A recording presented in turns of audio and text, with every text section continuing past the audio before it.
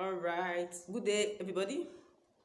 If you're joining my channel for the first time, my name is Shakirat Oluokun, popularly called Always Shakaro. So do well to use the subscribe button below and don't forget to like and share this video with your friends. Thank you. So our topic for today is dealing with your child's tantrum. From a survey I carried out, I found out that most of my parents, my audience, are those that have children between the ages of 0 and 5. So one of their complaints was that they have challenges dealing with their children's tantrum. So yes, this video is dedicated to those parents. Do well to watch this and share with other parents too. So the topic today is how to temper your child's tantrum, or how to deal or how to manage your child's tantrum. One of the first things you have to do as a parent is your own ability to remain calm when your child is throwing tantrums.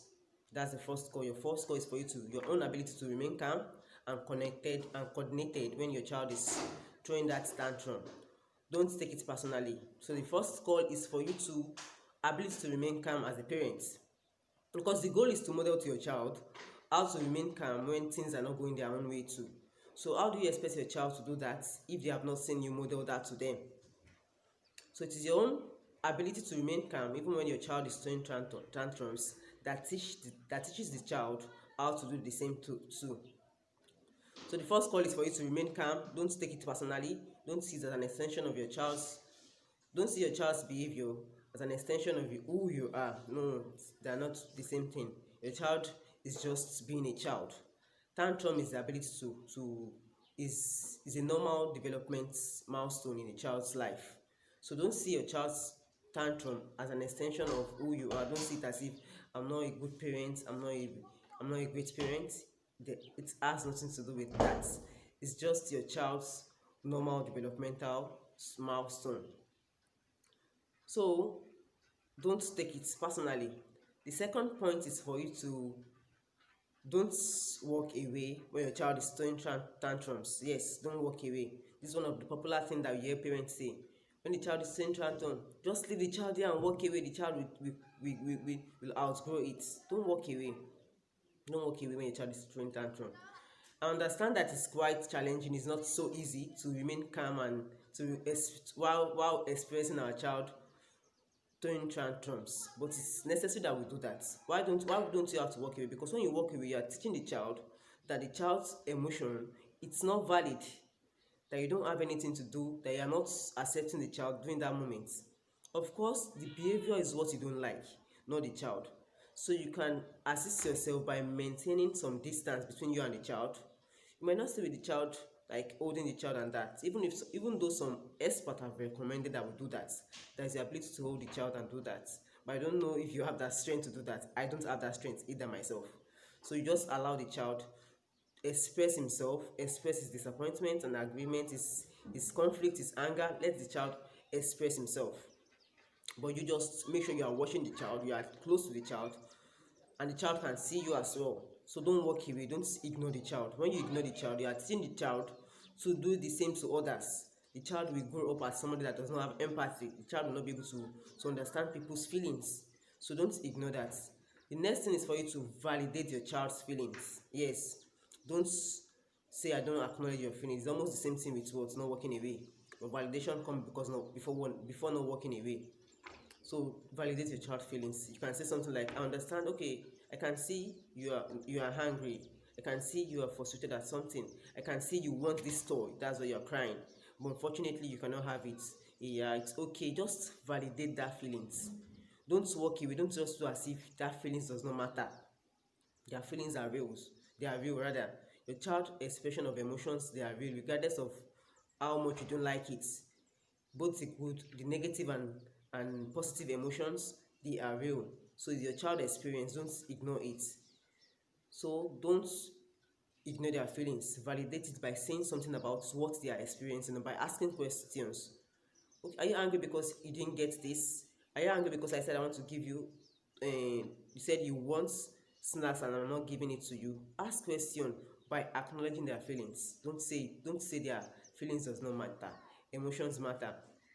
So another thing is for you not to bribe your child to behave when they are throwing tantrums. Yes, I see most parents doing that to their child a lot. I think they don't. Most of them don't know.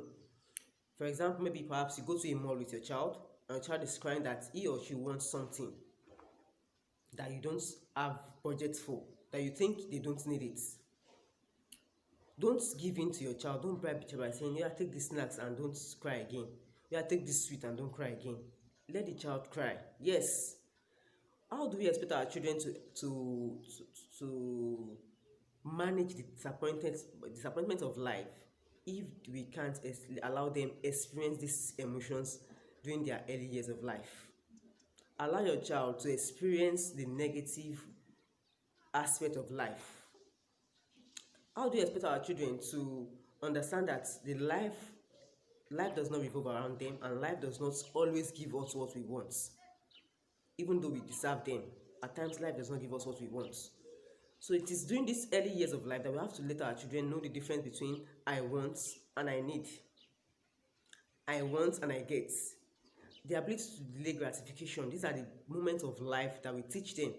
So the fact that your child is crying over something in a mall does not mean you should bribe the child so because you want the child to behave, or you don't want people to see you as somebody, a parent that is not so coordinated. No, it doesn't mean anything. It's not an extension of you, who you are. I'll continue to see that. Most times we used to think our children's behavior is an extension of who we are. No, your child throwing tantrum is just a normal development. This phase will pass, but it is very important what you do during that phase. Don't just say it will pass while doing the wrong thing. Remain coordinated. Don't bribe the child. Validate your child's feelings. Don't walk away. It's very important. So I was talking about your ability to what? To not bribe the child. Bribing the child is the same thing as, it's almost the same thing as giving in to the child. In fact, it's even the giving in. It's like you are telling the child, just behave, let me have my way. Don't bribe the child with anything. Don't bribe the child with CVV at home. Don't say bribe the child with snacks. Let the child experience their emotion while you remain calm as a parent. Another thing is that you should not, don't laugh at a child who is throwing tantrum. Yes, don't laugh at a child. Don't say, oh, Obi, look at you. It's not good. Don't do that to your child. Let your child experience their emotion while you just witness it with them. By witnessing it with them, it means you're telling the child, I'm here for you. When you're ready, you can talk about this. Children cry for, they throw tantrum for different reasons. Try to understand your child and don't laugh at the child while that is going on. And the next one is for you to try to understand the underlying behavior of your child's tantrum.